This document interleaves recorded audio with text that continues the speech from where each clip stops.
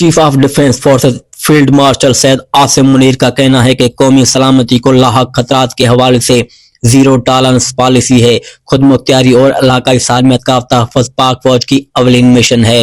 ISPR के मुताबिक field marshal Syed Asim Munir ने लाहौर ग्रीजर का दौरा किया। उस मौके पर उन्हें ऑपरेशनल तैयारियों पर ब्रीफिंग दी गई।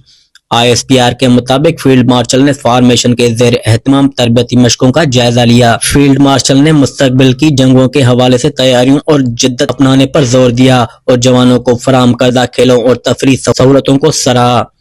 ISPR के मुताबिक फील्ड मार्शल ने CMS लाहौर में हाई केयर सेंटर का भी दौरा किया।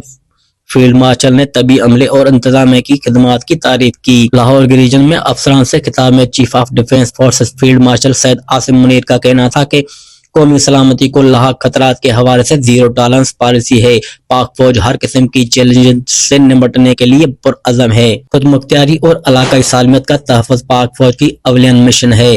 फील्ड मार्शल का कहना था कि पाकिस्तान की मुसल्लह अफ़वाज की खुद मुख्तियारी, इलाकाई सालमियत और दाखिली इस्तेहकाम के तहफ़्फ़ुज़ के लिए साबित कदम है। अफवाज आला मयार नज़म और ज़ब्त और बेलौस कौमी खिदमत को फरोग दे रही है। चीफ ऑफ डिफेंस फोर्सेस का मजीद कहना था कि पाक फौज जदीद तकाज़ों से हम आहंग होने की भरपूर सलाहियत रखती है। जवानों की जिस्मानी फिटनेस और मोराल हमारी तरजीह है।